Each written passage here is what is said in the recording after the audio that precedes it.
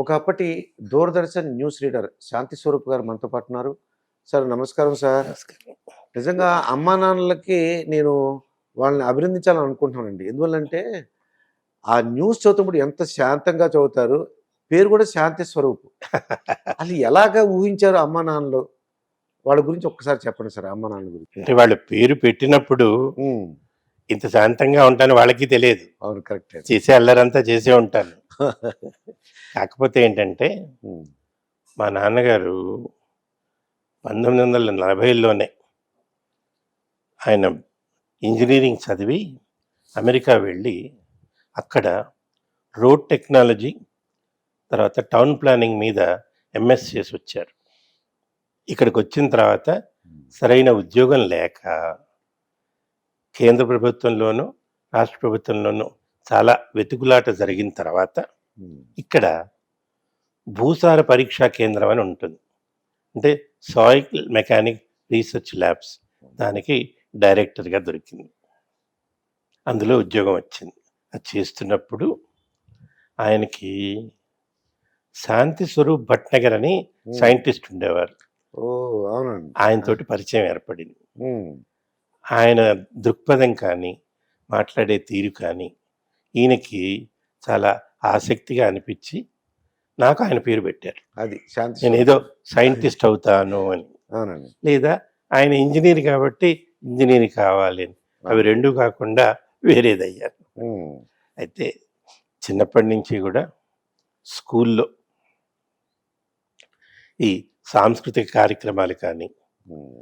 వ్యాసరచన పోటీలు కానీ, వక్తృత్వం కానీ వీటి పట్ల బాగా ఆసక్తి, పాల్గొనటం, వీటిని బహుమతులు తెచ్చుకోవటం. అసలు మక్కువ ఎక్కువ అనొచ్చండి. మక్కువ ఎక్కువ, ఆ! బహుమతులు ఎక్కువే. ఆ!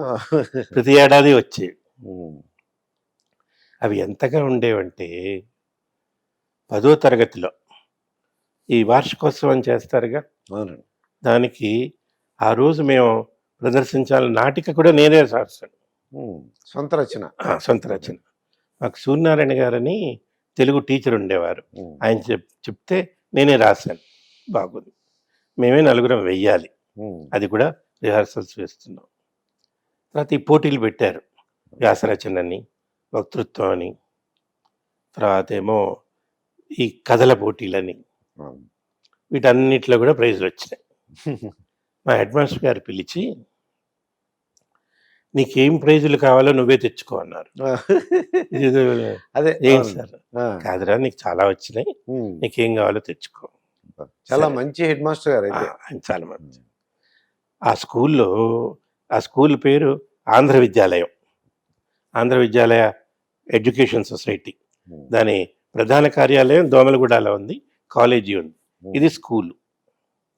దాంట్లో వాళ్ళ అమ్మాయి మొదటి విద్యార్థిని, నేను రెండో. ఓకే. అట్లా పిలిచి అందరినీ చెప్పించారు. హ్మ్. ఈయన ప్రైజులు తెచ్చుకోమన్నారు. సరే, నేను నా స్నేహితుడు ఇద్దరం కలిసి సైకిల్ తొక్కటం అప్పుడు గొప్ప ఆనందం. అవునండి. ఇంట్లో తొక్కనిచ్చేవాళ్ళు కాదు. అవును. సైకిల్ ఎక్కి హ్మ్. ఇద్దరం చెరువు సైకిల్ వేసుకుని, ఇక్కడ కోటి అని ఉందండి, ఆ! అక్కడ ఈ పుస్తకాలన్నీ అమ్ముతారు. వెళ్ళి నాకు బహుమతుల కింద పుస్తకాలు తెచ్చుకున్నాను. ఏం పుస్తకాలు? హ్మ్. రామకృష్ణ పరమహంస జీవితం, వివేకానందుడి బోధనలు, హ్మ్. బుద్ధుడి సత్కథలు, అవును. జాతక కథలు, ఇలాంటివన్నీ. అంటే 10వ క్లాసులోనే అటువంటి ఆసక్తి ఉండేది. హ్మ్. అవన్నీ తీసుకొస్తున్నాను. వస్తూ ఇక్కడ అశోక్ నగర్ అని చెప్పి ప్రదేశం ఉంది. అవునండి. అక్కడ ఇప్పుడు ఐఏఎస్, ఐపీఎస్ కోచింగ్‌లకు మంచి ఫేమస్ అండి అది. అక్కడ ఈ ముసి కాలువ వస్తుంది. అక్కడ బ్రిడ్జి లేదు, కల్వర్ట్ అంటారు. ఇలా లోతుగా ఉంటుంది. ఓకే అండి. ఆ సైకిల్ మీద అటు వస్తున్నాం. హ్మ్. వేగంగా రావాలి అన్న ప్రయత్నంలో సైకిల్ జారి పడ్డాం. హ్మ్. నేను పడ్డాను, నా హ్మ్. స్నేహితుడు పడ్డాడు. ఆ స్నేహితుడు ఎవడు, నా చిన్నప్పుడు వాడు చక్కగా పాడేవాడు, చాలా చక్కగా పాడేవాడు. శోభారాజు అని మన అన్నమయ్య కీర్తనలు పాడతారు, అవునండి. శోభారాజు. వాళ్ళ అన్నయ్య. ఓహ్! వాళ్ళ సొంత బ్రదర్. ఆ, ఓకే. అంటే అప్పటికి ఇంకా ఆవిడకి ఈ హ్మ్. పాటలు అవి రాలేదు, చిన్నపిల్ల. వీడు నా చక్కగా పాడేవాడు. వాళ్ళ ఇంట్లో అందరూ పాడతారు. పడ్డాం, చేతికి తోలు ఊడిపోయింది. నా బాధ తూలు ఊడిపోయింది అని కాదు. ఉమ్. రేపు నాటకం ఎలా వేయాలి ఓ అది ప్రోగ్రామ్ ఉంది అలా. అలా. ఆ, ఇంకోటి చూస్తే అమ్మ వేయనివ్వదు. ఉమ్, అందుకని ఇంటికొచ్చి ఉమ్, అమ్మకు తెలియకుండా ఉమ్, వెనకాల దొడ్లోకి వెళ్ళి పెద్ద పెరడు ఉండేది, ఆ, వెళ్ళి ఆ కుళాయి దగ్గర కడుకుతున్నాను. ఆ, అమ్మ చూసింది. కనిపెట్టేశ్వరు. ఆ, అమ్మ దగ్గర వేషాలు అమ్మ గొప్పతనం అదే అండి, అమ్మది ఎప్పుడు కూడా అంతే. వాళ్ళు ఆవిడ చూసి ఏంటి ఇదంటే ఇట్లా సరేలే అని ఎదురుగుండా ఉన్న డాక్టర్ గారిని పిలిస్తే ఆయన వచ్చి ఓ ఇంజక్షన్ ఇచ్చి కట్టుగడిచి ఆయన అడిగింది, నేను రేపు వెళ్ళి నాటకం వేయొచ్చా అని అడిగాను. ఇది ఎప్పుడు తగ్గుతుందని కాకుండా రేపు నాటకం వేయచ్చా వేయకూడదా అది. ఎదుగాలే అన్నాడు. సరే మర్నాడు వెళ్ళానండి. స్కూలు సాయంత్రం 6ంటికి ఫంక్షన్, ప్రైజులు ఇస్తున్నారు. ముఖ్య అతిథి ఎవరు? ఉమ్. డాక్టర్ సి నారాయణ రెడ్డి గారు. ఓ అమ్మో. ఆయన అప్పుడు చిక్కడపల్లిలోనే ఉండేవారు. ఉమ్. ఆయనకి అప్పటికి ఇంకా ఇంత పేరు రాలా. పేరు రాలేదు. వస్తుంది పేర్లు కొత్తలో కొత్త. వెరీ బిగినింగ్ ఆయన కెరీర్. ప్రతిదానికి నన్నే పిలుస్తున్నారు, బహుమతులు ఇస్తున్నారు. శాంతి స్వరూప్ అని ఒకటి, శాంతి స్వరూప్, అదే ఇంకా ఇదే అన్నిటి కూడా. ఒక 3-4 అయిపోయిన తర్వాత ఆయన "ఒరేయ్, నువ్వు ఇక్కడే ఉండి అన్ని నీకే వస్తున్నాయి." సరే అవునండి, ఇంకా వెళ్ళి రావడం వద్దు, ఇక్కడ ఉండి కూర్చో, లేకపోతే ఇక్కడ నిలబడు. ఆ ప్రైజులన్నీ తీసుకుని ఇంటికి వచ్చి సంతోషం ఏంటంటే ఆ నాటకం కూడా అలాగే కట్టించేతోటే వేశాం. ఆ, అది ఎందుకు గుర్తుండిపోయిందంటే తగిలిన దెబ్బ కానీ ఉమ్, నొప్పి కానీ గుర్తులేవు, అవును. నాటకం వేశాము. నేను రాసిన నాటకం ఆ, అది అది ఎలా గుర్తుపోయింది. అది అంటే నేను ఎందుకు చెప్పొచ్చా అంటే ఈ పేరు పెట్టడం అన్నారు చూసారు, అవును, ఈ ఆసక్తి అక్కడి నుంచి మొదలైంది. అదండి.